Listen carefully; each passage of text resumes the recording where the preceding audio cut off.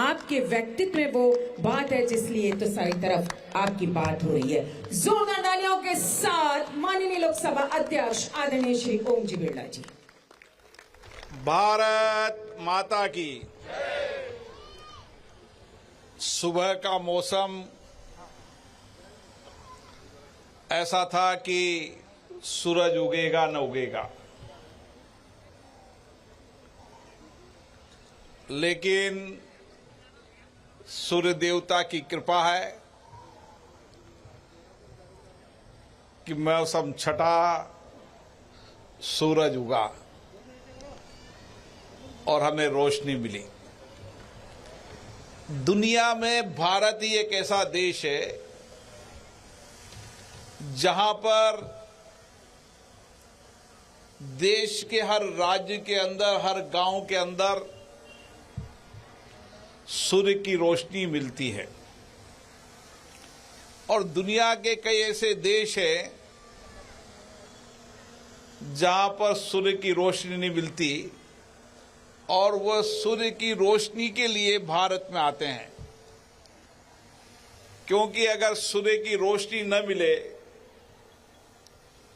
सूर्य देवता की कृपा न हो, तो कई बीमारियां भी हो जाती है, व्यक्ति डिप्रेशन में भी चल जाता है। इसलिए जब समय मिले, जब मौका मिले, सूर्य देवता को प्रणाम करो, सूर्य देवता पर जल चढ़ाओ और कोशिश करो कि सूर्य देवता के बाहर बैठकर कुछ सूर्य देवता के चरणों में बैठकर रोशनी प्राप्त करो, ताकि आप भी और आपका होने वाला बच्चा भी बहुत स्वस्थ होगा। आज हम यहां पर बैठे हैं सुपोषित मां अभियान। भारत में मां के प्रति हमेशा हमारा बहुत सम्मान है। मां जीवनदात्री तो है सही, लेकिन मां संवेदना की मूर्ति भी है। मां स्नेह, पालन पोषण की मूर्ति भी है और मां त्याग समर्पण की साक्षात देवी भी है। और मां के जब स्वरूप को हम देखते हैं तो मां के कई स्वरूप होते हैं और उन मां के कई स्वरूपों से हमें शक्ति मिलती है। और इसीलिए मेरी सभी माता बहनों को मैं प्रणाम करता हूं कि आपका सामर्थ्य, आपकी शक्ति इस भारत को नए भारत बनाने में, विकसित भारत बनाने में हम सबको नई प्रेरणा देगी। सुपोषित मां अभियान एक ऐसा सामाजिक अभियान है जिससे हम समाज के अंदर हमारी आने वाली पीढ़ी स्वस्थ हो। जब हमारी आने वाली पीढ़ी स्वस्थ होगी तो एक स्वस्थ समाज का निर्माण होगा। और इसीलिए गर्भवती मां वह भी स्वस्थ रहे और बच्चा भी स्वस्थ रहे। 2020 में जब उसकी शुरुआत की थी, उस समय के 1 वर्ष पहले जैकेलॉन हॉस्पिटल के अंदर कुछ शिशुओं की मृत्यु हुई थी, जिसने हम सबको बहुत पीड़ा दी। मां की कोख से पैदा हुआ कोई बेटा बेटी इस दुनिया में नहीं रहे, इससे ज्यादा वेदना और पीड़ा नहीं हो सकती थी। और वो वेदना पीड़ा ने हम सबको चिंतित किया कि एक प्रयास होना चाहिए कि इस धरती पर आने वाला बेटा बेटी भी स्वस्थ रहे और मां भी स्वस्थ रहे। मैं उन परिवारों के घर पर मैं गया तो मैंने देखा कि मां की हालत भी ठीक नहीं थी और मृत्यु के कई कारण हो सकते हैं, लेकिन उसमें एक कारण यह भी था कि मां को पूर्ण पौष्टिक नहीं मिला था और मां का स्वास्थ्य ठीक नहीं था। एक विचार आया कि क्यों नहीं हम ऐसी गर्भवती मां जो आर्थिक रूप से कमजोर है, जिनको पूरा पोषण नहीं मिलता,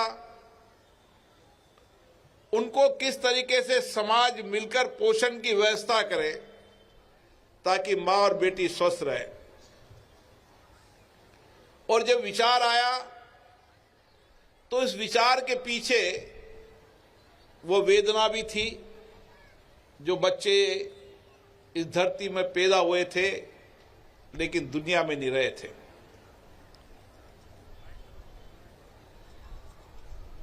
और ये वेदना केवल हमारी मां की वेदना नहीं थी, समाज की वेदना है।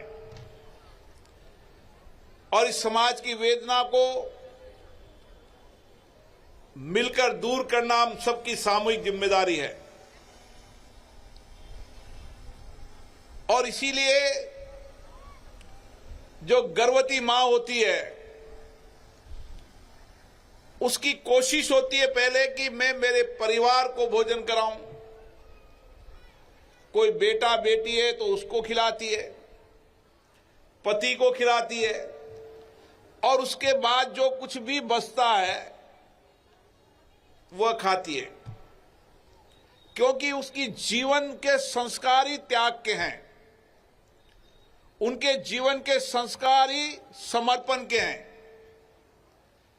क्योंकि जब जिस घर में पैदा होती है, पैदा होने के बाद वह शादी होकर जाती है, तो जहां पैदा हुई उनके माता पिता को भी संभालती है, जहां शादी हुई उनके माता पिता को ही संभालती है। दो दो घर को संभालने का काम वो माता बहनें करती है। और मैंने कई माताओं को देखा, गर्भवती है लेकिन शाम का भोजन इंतजाम करने के लिए चाहे तेज गर्मी हो, चाहे तेज सर्दी हो, चाहे तेज बरसात हो, कड़ी मेहनत कर कर शाम को 2 टाइम की रोटी का इंतजाम करती है। और वह 2 टाइम की रोटी का इंतजाम करती है अपने लिए नहीं, 2 टाइम की रोटी का इंतजाम करती है अपने पति के लिए, अपने बेटे बेटियों के लिए। ऐसी त्यागी समर्पित मां हमारी है। और ऐसी त्यागी समर्पित मां जिन्होंने जीवन समाज के लिए समर्पित कर रखा, परिवार के लिए समर्पित किया है। हमारी जिम्मेदारी होती है कि उन ऐसी माओं को आत्मनिर्भर बनाएं, आत्मस्वावलंबन बनाएं। और जब मैं आज घर से निकल रहा था तो प्रेमनगर की मुझे कुछ महिलाएं मिली। उन महिलाओं की अपेक्षा थी कि हमें 2 टाइम की रोटी का इंतजाम का रोजगार मिले, क्योंकि गर्भवती महिलाएं सुबह शाम के रोटी के इंतजाम के लिए कड़ी मेहनत अभी भी करती है, मजदूरी करती है, काम करती है। इसलिए एक प्रयास है, हम सब गर्भवती महिलाओं तक तो नहीं पहुंच पा रहे, लेकिन हमारा प्रयास है कि समाज के सबसे अंतिम और गरीब वंचित उस गर्भवती महिला को ढूंढने का काम आप करो। 9 महीने तक उनको पौष्टिक आहार देंगे, 9 महीने तक उसकी नियमित निःशुल्क जांच कराएंगे। अगर कोई आयरन, कोई और अन्य तत्व की कमी हुई, दवा की जरूरत हुई, तो वह दवा भी उपलब्ध कराएंगे। और उसके बाद उसके प्रसव के लिए भी, डिलीवरी के लिए भी व्यवस्था कराएंगे, ताकि हमारी मां भी स्वस्थ रहे और होने वाला बेटा बेटी भी स्वस्थ रहे। यह हमारा मन का विचार है। संकल्प नए साल में, और नए साल में संकल्प को हम सबको मिलकर पूरा करना है, क्योंकि आप सब त्याग, समर्पण, सेवा, वात्सल्य की मूर्ति हैं।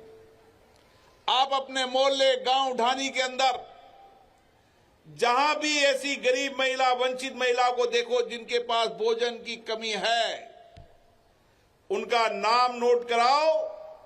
9 महीने तक उनके घर तक भोजन पहुंचाने की व्यवस्था करेंगे, ताकि मां और बेटा स्वस्थ रहे। मैं उन सब चिकित्सक, महिला चिकित्सकों को भी धन्यवाद देता हूं, जो निःशुल्क रूप से आपकी जांच करती है। और आने वाले समय में हमारा चल चिकित्सालय आपके घर और दरवाजे तक जाएगा और सारी 27 तरह की जांच करेगा। जहां आवश्यक होगी निःशुल्क दवा भी उपलब्ध कराएगा, ताकि एक पूरा प्रयास हो, गर्भवती महिला के साथ न्याय हो और बेटा और बेटी स्वस्थ हो। इसी के साथ मेरे मन में अभी जब दिया कुमार जी के साथ बैठा था तो चर्चा कर रहे थे, और चर्चा में एक मन में बात आई कि जो बेटी पैदा होगी उसका हम स्वागत करेंगे, और उस बेटी को आर्थिक और सामाजिक सुरक्षा मिले। ऐसे वंचित गरीब घर में अगर बेटी पैदा हो रही है तो वह कभी मां बनेगी, वात्सल्य की मूर्ति बनेगी। और ऐसी बेटी को पैदा होने के साथ ही जब तक वह पैरों पर खड़ी नहीं हो जाएगी, उसको आर्थिक और सामाजिक सुरक्षा प्रदान करेंगे। उसका नाम होगा स्वागत बेबी, वेलकम टू बेबी। आप चिंता मत करो, आप बेटियों को जन्म दोगे तो बेटियों को सामाजिक सुरक्षा भी देंगे और आर्थिक सुरक्षा भी देंगे, ताकि कभी वो पढ़ने में उसको आर्थिक दिक्कत नहीं आए, शादी में उसको आर्थिक दिक्कत नहीं आए। और ऐसे कोई भी परिवार की महिला जो अपनी बेटियों को की शादी करना चाहती है, हर वर्ष सामूहिक विवाह सम्मेलन होगा, जिसमें सब बेटियों का निःशुल्क विवाह भी होगा। और निःशुल्क विवाह भी जिस तरीके से बड़े लोग करते हैं, वैसे समाज के सब लोगों के आशीर्वाद से उसका विवाह होगा, ताकि वेलकम टू बेबी, उसका शादी, उसकी पढ़ाई और उसकी जिंदगी अच्छी गुजरे और वो आने वाले समय में नेतृत्व करे। हमारे सामने कई महिलाएं हमने देखी है। आज दुनिया के अंदर भारत की महिलाएं सबसे बड़ा नेतृत्व कर रही है, चाहे सीमा पर सुरक्षा का मामला हो, फाइटर प्लेन चलाने का मामला हो, अंतरिक्ष का हो, जमीन का हो, खेत का हो, खलिहान का हो, मजदूरी का हो। कोई ऐसा क्षेत्र नहीं जिस क्षेत्र के अंदर आज महिलाएं नेतृत्व नहीं कर रही। सामाजिक रूप से भी, राजनीतिक रूप से भी, विज्ञान के क्षेत्र में भी, टेक्नोलॉजी के क्षेत्र में महिलाओं का सामर्थ्य इस भारत को आगे बढ़ाने वाला सामर्थ्य है। आज हमें गर्व है कि हमारी महिलाएं, हमारी बेटी अंतरिक्ष में, आज सालों तक अंतरिक्ष में है। हमें गर्व है कि हमारे मामहिम राष्ट्रपति जी महिला है। यह हमारे नेतृत्व की क्षमता है। और आने वाले समय में माननीय प्रधानमंत्री जी ने संसद में विधेयक रखा है कि महिलाओं को सामाजिक रूप से भी और राजनीतिक रूप से भी 33% रिजर्वेशन मिलेगा, ताकि वह विधानसभा, लोकसभा में भी अपनी बात को पहुंचा पाएंगे। मेरा आपसे इतना ही निवेदन है, आने वाले समय में अपने अपने गांव में कार्य योजना बनाओ, शहर में योजना बनाओ। हमारा प्रयास है कि 2025 के अंदर हम हर महिला को आर्थिक स्वावलंबन से खड़ा करेंगे। हर महिला को घर बैठकर 100 से 150 रुपए की आमदनी हो, इसके लिए व्यापक कार्य योजना बनाइए और उस योजना के अंदर कई तरह के प्रशिक्षण दिए जाएंगे और प्रशिक्षण के माध्यम से चाहे सिलाई का प्रशिक्षण हो, चाहे ब्यूटी पार्लर का प्रशिक्षण हो, जितने भी महिलाओं के संबंधित काम है, जो पुरुषों के संबंधित काम है, जो महिलाएं कर सकती है और घर बैठकर कर सकती है, उन महिलाओं को आर्थिक स्वावलंबन भी देंगे ताकि वो 150, 200, 250, 300 रुपया घर बैठकर वह अपनी आर्थिक मजबूती कर सके। मुझे हमेशा आप लोगों का बहुत आशीर्वाद रहा है, आपका बहुत स्नेह रहा है। 2003 से मैं विधायक बनाऊं तो आपके आशीर्वाद से बनाऊं, सांसद बनाऊं तो आपके आशीर्वाद से बनाऊं, एक बहन के रूप में, एक मां के रूप में आपका आशीर्वाद मेरे साथ हमेशा है। मेरी कोशिश है कि मेरी बहनें आर्थिक रूप से स्वावलंबन हो, मेरी बहनें सामाजिक रूप से मजबूत हो, मेरी बहनें देश और प्रदेश का नेतृत्व करे, दुनिया में नेतृत्व करे, ये हमारा सपना है।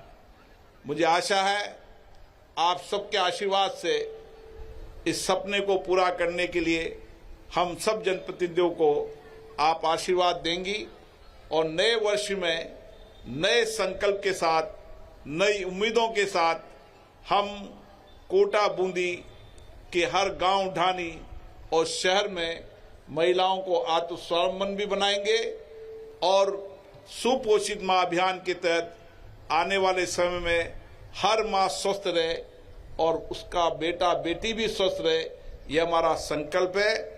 आप इसके लिए सहयोग करेंगे। आज इसी अभियान की प्रारंभिक शुरुआत है। आने वाले समय में जितनी भी महिलाएं ऐसी होगी, गर्भवती महिलाएं, उनको आप जानकारी देंगे तो उनको हम पोषण किट भी उपलब्ध कराएंगे, मेडिकल की जांच कराएंगे ताकि समाज के अंतिम छोर पर बैठी वंचित गरीब महिलाएं आर्थिक सामाजिक रूप से स्वावलंबन हो सके, अपने पैरों पर खड़े हो सके। आप सभी को बहुत बहुत धन्यवाद।